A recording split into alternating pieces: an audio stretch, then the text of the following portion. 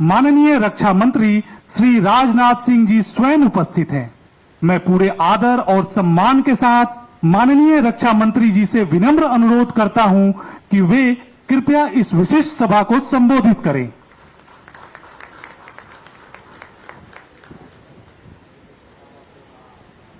बहुत बहुत धन्यवाद शुभेंदु जी।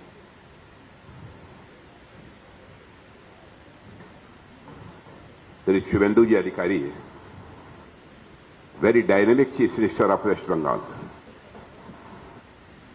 Shri Manoj Kumar Agarwal, chief secretary government of West Bengal, Shri Sanjeev Kumar, secretary defence production, doctor JP Das, DG ordnance coordination and service, Shrimati Garima Bhagat, joint secretary government of India, Shri Vijay Namdev Rai Jade, joint secretary government of India. कहां पर यहां पर PR Hari है क्या? कहां है? Oh commodore PR Hari, retired नहीं बोलूंगा, mister Hari, you are retired but not tired. CMD-GRSC, Shri Vijay Kumar Iyer, director operations YIL and CMD additional charge, Bharat सरकार और पश्चिम बंगाल गवर्नमेंट के सारे ऑफिशियल्स, यंग एंटरप्रेन्योर्स, GRSC और YIL के सभी कर्मचारीगण, मेरे मीडिया के मित्रों, देवियों और सज्जनों, आज बंगाल की धरती पर डिफेंस के 5 महत्वपूर्ण प्रोजेक्ट्स का भूमि पूजन और शिलान्यास हुआ है। इस अवसर पर सबसे पहले मैं आप सभी को अपनी तरफ से हार्दिक बधाई देता हूं। साथियों, आप जानते हैं कि बंगाल की हवा में एक नई खुशबू है। यह महक केवल बदलाव की नहीं है, बल्कि शुभेंदु अधिकारी के आने के बाद, इनके लीडरशिप में यहां गवर्नमेंट बनने के बाद मैं कह सकता हूं, यह केवल बदलाव की महक नहीं है, बल्कि यह महक है, विकास की महक है। यह यदि बदलाव है तो इन्वेस्टमेंट का बदलाव है, और यदि यह बदलाव है तो नई अपॉर्चुनिटीज का बदलाव है। ये सारे प्रोजेक्ट्स, जिन 5 प्रोजेक्ट्स का हम लोगों ने आज शिलान्यास किया है, ये इस बात के प्रमाण है कि जब इंटेंशन क्लियर हो, नीयत साफ हो, नीति सही हो और इन्वेस्टमेंट के प्रति कॉन्फिडेंस हो, भरोसा हो, तो विकास की गति को दुनिया की कोई ताकत रोक नहीं सकती है। और साथियों, आज का दिन इसलिए भी यह विशेष है क्योंकि जहां कभी उद्योगों के लगातार वेस्ट बंगाल में बंद होने की खबरें आती थी, वहां आज नए उद्योगों के विस्तार की खबरें बराबर आ रही हैं। यही बदलाव बंगाल और बदलते हुए भारत की तस्वीर है। और वेस्ट बंगाल के very dynamic chief minister, doer chief minister Suvendu Adhikari ji के आने के बाद बंगाल में सब शुभ शुभ ही हो रहा है। और इसके लिए भी शुभेंदु अधिकारी जी, मैं आपको अपनी तरफ से हार्दिक बधाई देता हूं।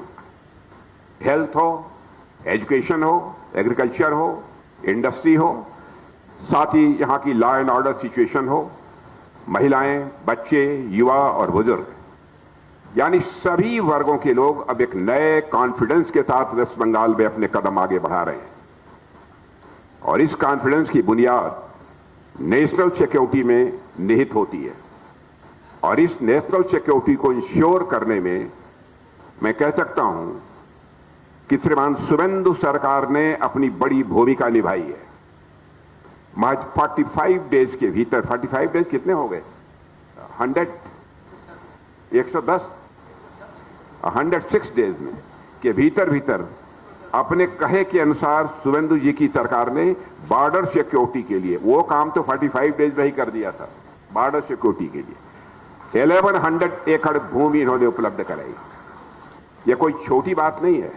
इसके लिए यहां की डबल इंजन की सरकार और यहां के मुख्यमंत्री श्री शुभेंदु अधिकारी जी को मैं अपनी तरफ से हार्दिक बधाई देता हूं।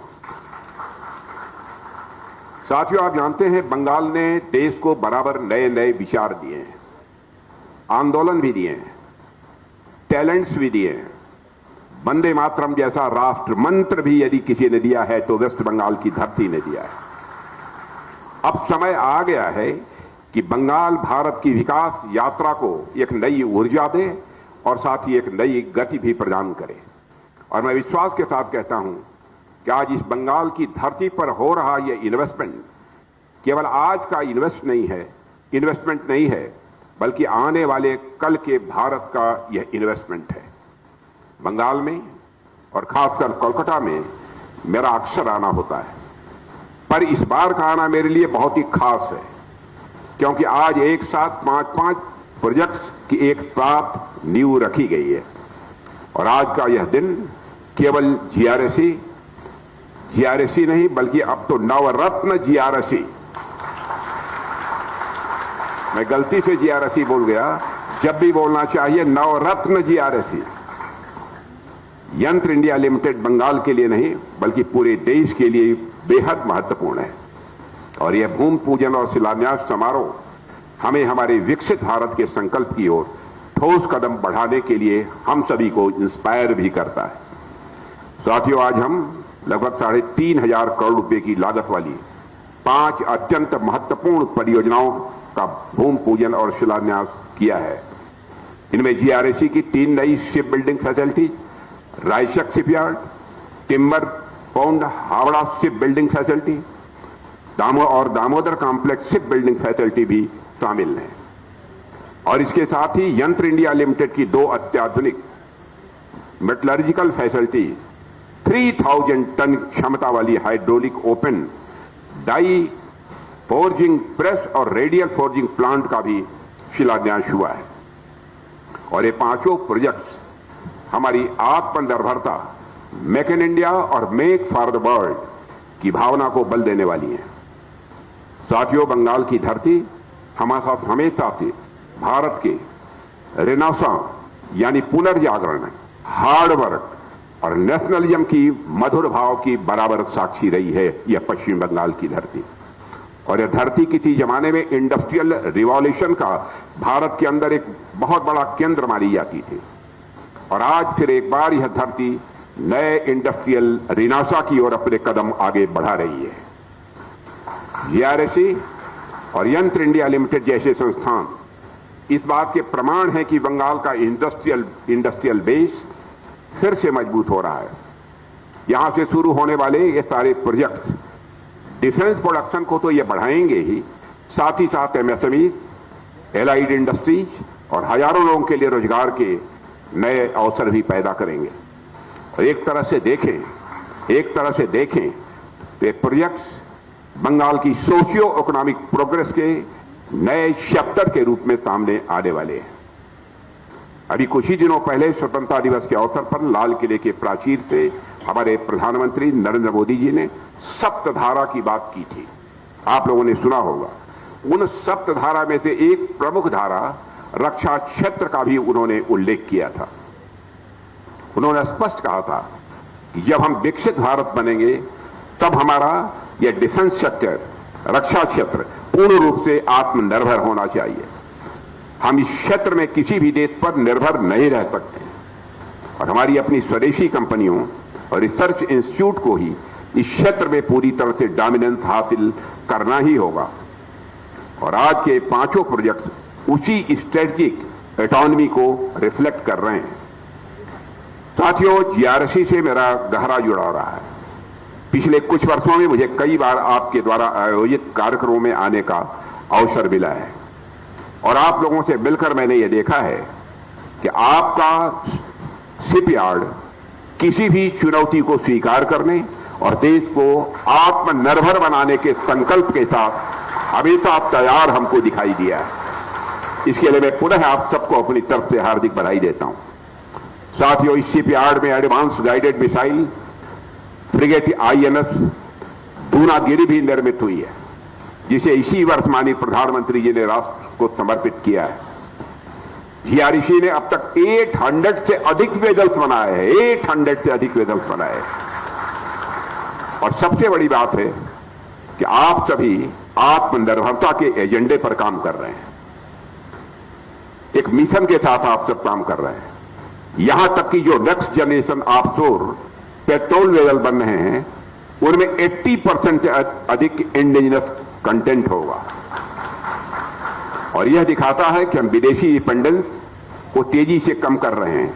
और मैं इस अवसर पर जीआरएसी को नवरत्ना स्टेटस मिलने पर भी अपनी तरफ से हार्दिक बधाई देता हूं। यह कोई सामान्य बात नहीं है नवरत्ना स्टेटस प्राप्त होना। आप लोगों ने यह करिश्मा किया है बंगाल की धरती पर। साथियों, यंत्र इंडिया लिमिटेड यानी YIL भी उतने ही गर्व से हमारे डिफेंस मैन्युफैक्चरिंग कैपेबिलिटी का पिलर बनकर खड़ा है।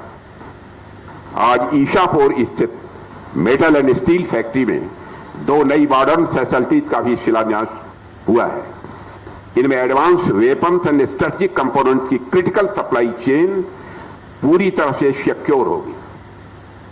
अक्टूबर 2021 में एग्जिस्टेंस में आने के बावजूद इतने कम समय में ही इस कंपनी ने जो भी हमारे प्रारंभ के चैलेंजेस थे उन चैलेंजेस को पार करते हुए लगातार फाइनेंशियल और रेगुलेटरी एक्सलेंस भी हासिल किया है। ट्रेडिशनल गोला बारूद से आगे बढ़ते हुए YIL रिसर्च एंड डेवलपमेंट पर भी लगातार इन्वेस्टमेंट कर रहा है। साथियों, YIL ने MSF ईशापुर में 750 करोड़ रुपए से अधिक का इन्वेस्टमेंट किया है। और ये इन्वेस्टमेंट 1976 से चली आ रही पुराने सिस्टम को बदलकर इंडस्ट्री 4.0 कैपेबल प्रिसीजन मैन्युफैक्चरिंग स्थापित करेगा। इससे हम और भी तेजी से स्वदेशी हथियारों के निर्माण की ओर अपने कदम आगे बढ़ाएंगे। साथियों, स्वदेशी हथियार हमारे लिए कितने जरूरी हैं, इसका उदाहरण हमें ऑपरेशन सिंदूर के दौरान देखने को आपको मिला होगा। केवल भारत को ही नहीं, भारतवासियों को ही नहीं, सारी दुनिया को देखने को मिला है। ऑपरेशन सिंदूर के दौरान दुनिया ने भारत के इंडिजिनस स्वदेशी हथियार प्रणालियों की क्षमता को भी देखा है। और आगे भी रक्षा मंत्रालय के साथ हमारे लैब्स, हमारे पब्लिक सेक्टर अंडरटेकिंग्स और प्राइवेट स्टेक होल्डर्स मिलकर अपनी सेनाओं को इंडिजिनस प्लेटफॉर्म से लैस करने में कोई कसर नहीं छोड़ेंगे, यह बात मैं विश्वास के साथ कह सकता हूं। और हमने यह साबित किया है कि आत्मनिर्भरता यह हमारी केवल पॉलिसी नहीं है। आत्मनिर्भरता बैटलफील्ड कैपेबिलिटी का एक मल्टीप्लायर है।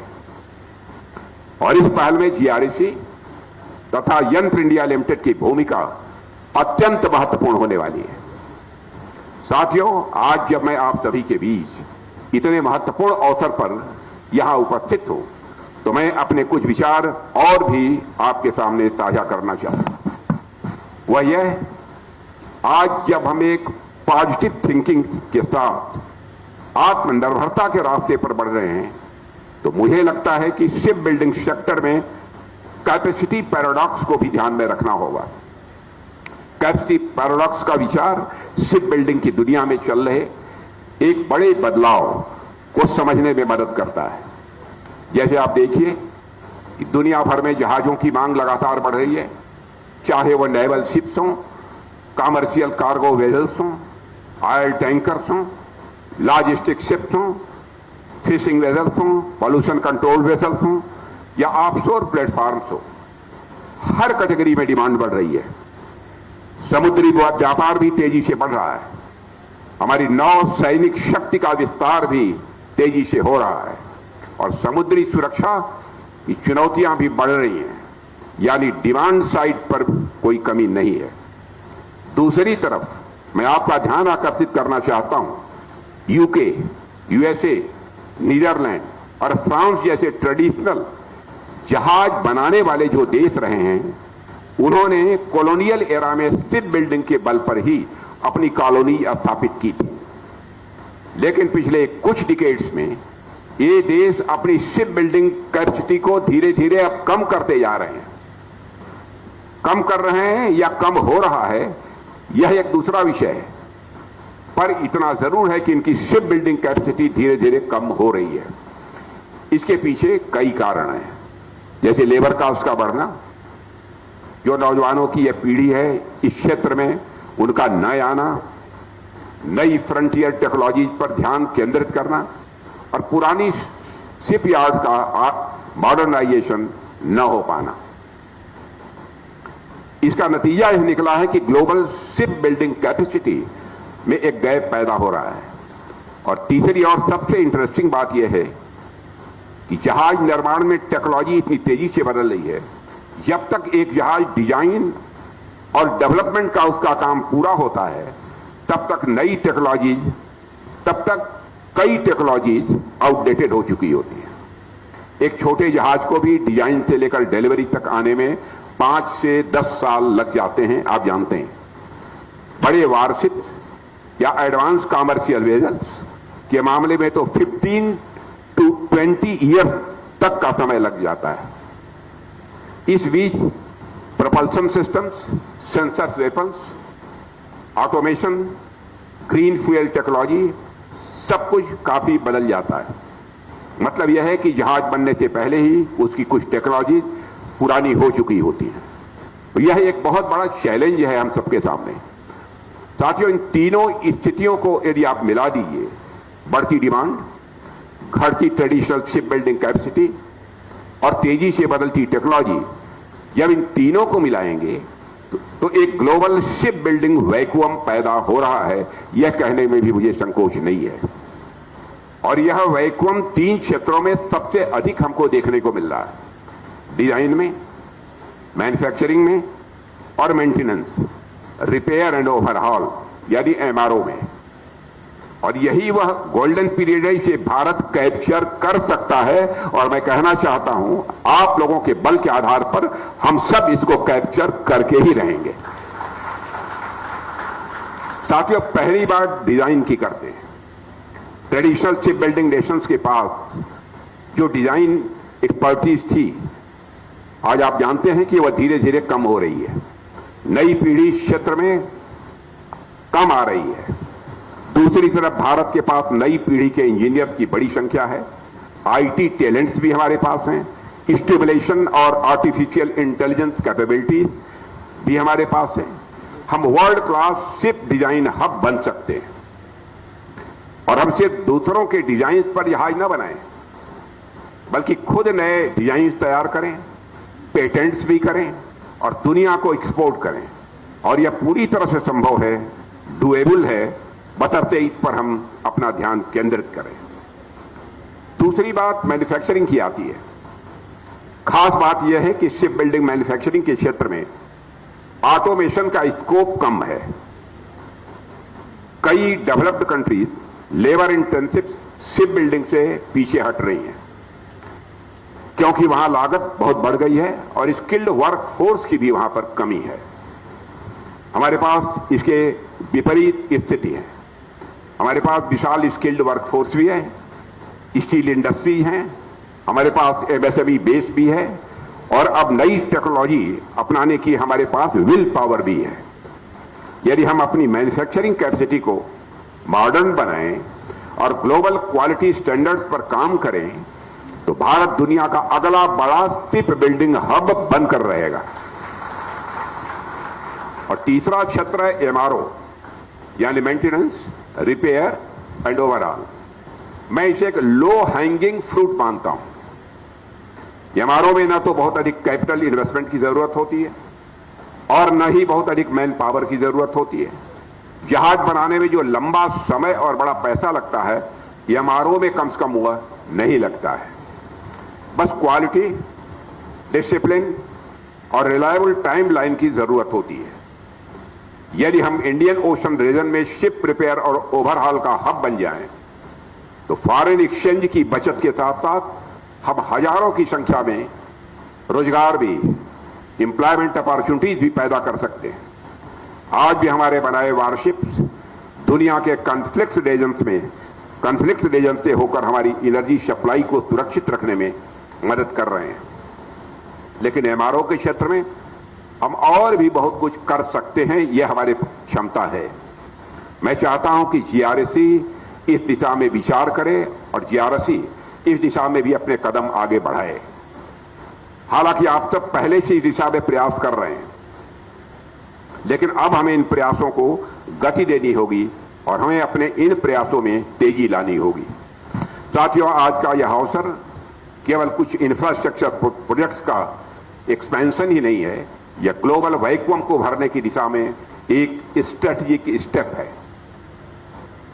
जीआरएससी की रायशक फैसिलिटी आपको 200 मीटर लंबे वारशिप बनाने की क्षमता देगी। इससे आप अगली पीढ़ी के डिस्ट्रॉयर्स के लिए भी बिड कर सकेंगे, जिन्हें नेवी भविष्य में बनाने की योजना भी बना रही है। टिम्बर पॉन्ड, हावड़ा और दामोदर कॉम्प्लेक्स की फैसिलिटी भी जहाज निर्माण की पूरी वैल्यू चेन को मजबूत करेगी। और साथियों, यंत्र इंडिया लिमिटेड की दोनों फोर्जिंग फैसिलिटीज भारी तोपों, नेवल वेपन्स और एडवांस डिफेंस इक्विपमेंट के लिए हाई क्वालिटी मेटल्स भी तैयार करेंगी। इससे हमारे नेवी की ऑपरेशनल रेडीनेस और मैरीटाइम फायर पावर को भी सीधा बल मिलेगा। आप लोग जानते हैं कि हमारे यहां पारस पत्थर की कल्पना की गई है। पारस पत्थर वह होता है कि जिस भी धातु को छू दे वो मेटल सोना बन जाता है। सुना होगा आपने। YAIL भी मैं समझता हूं कि हमारे लिए वह पारस पत्थर ही है। आपके संपर्क में भी जो मेटल आ जाता है, आपके संपर्क में भी जो मेटल आ जाता है, अंततः वह भी सोने से कम नहीं है। आपकी मेटलर्जिकल टेक्निक्स एवं फोर्जिंग टेक्निक्स द्वारा तैयार किया गया आयरन एवं एल्यूमिनियम का मिलिट्री ग्रेड मेटल के रूप में विकसित होता है, जिसकी कीमत सोने से भी कहीं अधिक होती है। साथियों, यह सभी इन विशेष प्रोजेक्ट्स हमारे इकोनॉमिक डेवलपमेंट से भी जुड़े हुए हैं, सीधे हमारे इकोनॉमिक डेवलपमेंट से जुड़े हैं। और एक जहाज जब बनता है तो उसके साथ हजारों सपने भी आकार ले लेते हैं। जब हम अपने जहाज खुद बनाएंगे, स्वाभाविक है कि हमारे फॉरेन एक्सचेंज की बचत होगी और साथ ही साथ हमारा इकोनॉमिक डेवलपमेंट जो है तेजी के साथ आगे बढ़ेगा। साथियों, जहाज निर्माण से इंडस्ट्रियल डेवलपमेंट होगा, एमएसएमईज को बढ़ावा मिलेगा ही मिलेगा और बड़ी संख्या में डायरेक्ट और इनडायरेक्ट जॉब अपॉर्चुनिटीज भी क्रिएट होंगी। यह बंगाल के लिए और भी महत्वपूर्ण है, क्योंकि यहां की अर्थव्यवस्था, यहां की इकॉनमी को अब एक नई गति की आवश्यकता है। और मैं आश्वस्त हूं कि हमारे यहां के मुख्यमंत्री शिवेंद्र जी अधिकारी का हर प्रकार का सहयोग आप सबको प्राप्त होगा, यह मैं आपको आश्वस्त करना चाहता हूं। जीआरएससी के पास 800 से अधिक जहाजों के निर्माण का एक बहुत ही एक्सपीरियंस है। आपके पास टेक्निकल नो हाउ है, आपके पास स्किल्ड वर्कफोर्स है और अब एक्सटेंडेड कैपेसिटी भी आपके पास होगी। आपको इसका पूरा उपयोग करना होगा। और जैसा मुझे बताया गया कि आप सभी नेवी के ऑर्डर्स के साथ साथ एक जर्मनी कंपनी के भी 12 कार्गो शिप्स भी आप बना रहे हैं। यह बिल्कुल हमारी मेक इन इंडिया और मेक फॉर द वर्ल्ड की विजन के अनुरूप है। जैसे जैसे आपकी कैपेसिटी बढ़ेगी, आपको डोमेस्टिक और इंटरनेशनल दोनों ही मार्केट में अधिक एग्रेसिव बिडिंग करनी ही होगी। अब हमारी सोच यह नहीं होनी चाहिए कि भारत को दुनिया से क्या खरीदना है। हमारी सोच अभी यह होनी चाहिए कि हमें दुनिया को क्या देना है। आप पहले भी 2 वारशिप एक्सपोर्ट कर चुके हैं और कई फ्रेंडली नेशंस भारत की और नेवल शिप्स की मांग के लिए देख रहे हैं। मैं समझता हूं साथियों, यह अवसर जो हमको प्राप्त हुआ है, इसे हमें भविष्य में खोना नहीं है। प्रधानमंत्री जी ने स्वतंत्रता दिवस के संबोधन में कहा था कि हमें कॉम्पिटिटिव रेट पर क्वालिटी प्रोडक्ट्स डिलीवर करने होंगे। शुरुआत में प्रॉफिट मार्जिन कम हो सकते हैं, लेकिन वॉल्यूम की भरपाई कर देगा। और हमें यही अप्रोच रखनी होगी। हमें अपनी लागत को यानी इन्वेस्टमेंट को घटाना होगा, क्वालिटी हमको इंप्रूव करनी होगी और टाइमली डिलीवरी भी इंश्योर करनी होगी। तभी हम ग्लोबल कंपटीशन में खड़े हो पाएंगे। हमारा लक्ष्य होना चाहिए कि क्वालिटी ऐसी कि दुनिया भरोसा करे, क्वालिटी ऐसी कि दुनिया भरोसा करे, कास्ट ऐसी कि दुनिया चुने और डिलीवरी ऐसी कि दुनिया बार बार ऑर्डर करे। साथियों, मैं जानता हूं आपके सामने चैलेंजेज हैं, इसमें कहीं दो मत नहीं है। वाइटल कंपोनेंट्स की आपूर्ति में कभी कभी तरह तरह की बाधाएं भी आती हैं और प्राइवेट सेक्टर की भागीदारी अभी उस स्तर पर नहीं है जिस स्तर पर होनी चाहिए थी। सरकार इन मुद्दों को हल करने के लिए लगातार काम कर रही है और जैसे जैसे प्राइवेट सेक्टर की भागीदारी बढ़ेगी कई बाधाएं अपने आप हल हो जाएंगी, इतना मैं आपको आश्वस्त करना चाहता हूं। यहां उपस्थित इंडस्ट्री कैप्टन से भी मेरा आग्रह है कि वे आगे आएं और इस यात्रा में वह भी भागीदार बने। यही समय है और यही सही समय है। समुद्री क्षेत्र के विकास पर जो जोर दिया जा रहा है उसे देखते हुए आपको कभी भी प्रॉफिट की कमी नहीं होगी। और साथियों, आज के इन 5 प्रोजेक्ट्स का शिलान्यास इस बात का संकेत है कि हम अपनी डिफेंस मैन्युफैक्चरिंग कैपेबिलिटीज को हर स्तर पर विस्तार दे रहे हैं। और यह केवल सरकार का प्रयास नहीं है, यह केवल सरकार का प्रयास नहीं है, बल्कि इसमें हमारे public sector undertakings, private industries, हमारी एमएसएमईज और एकेडमिक इंस्टीट्यूशन सभी की भागीदारी आवश्यक है। आप देखेंगे कि जो इन्वेस्ट आज आप करेंगे वह आने वाले वर्षों में कई गुना होकर अपने आप वापस आएगा। सरकार आपके साथ है और डिमांड भी बढ़ रही है। ऐसे में सबको एक साथ इस सेक्टर में आना चाहिए।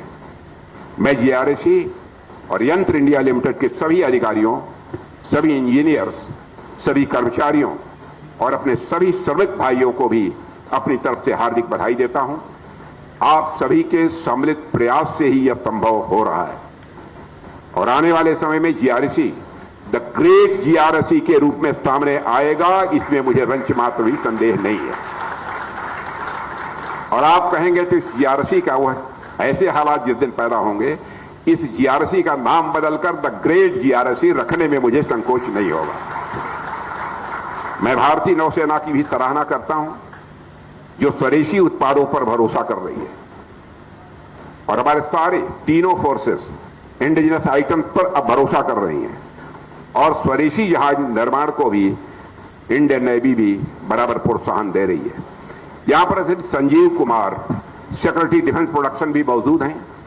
आपकी लीडरशिप में डिफेंस प्रोडक्शन बराबर नई ऊंचाइयां छू रहा है। पूरी लगन के साथ हमारे संजीव कुमार जी लगे रहते हैं और आपका एक इवेंट खत्म नहीं होता तब तक अगले इवेंट्स लाइन में तैयार रहते हैं। और इस 27 तारीख को इनके ही इवेंट में मुझे जाना है। फिर इस निष्ठा और समर्पण के लिए आप सराहना के पात्र हैं। मुझे विश्वास है कि 5 प्रोजेक्ट्स समय पर पूरे होंगे और जीआरएसी और वाईएल की टीमें इस चैलेंज को पूरी निष्ठा से पूरी करेंगी। मुझे पूरा भी भरोसा है कि आप सभी लोग मिलजुल कर इस यात्रा को सफल बनाएंगे। अंत में एक बार फिर इस आयोजन के लिए आप सभी को हार्दिक शुभकामनाएं देता हूं और अपनी बात यहीं समाप्त करता हूं। आप सबको बहुत बहुत धन्यवाद।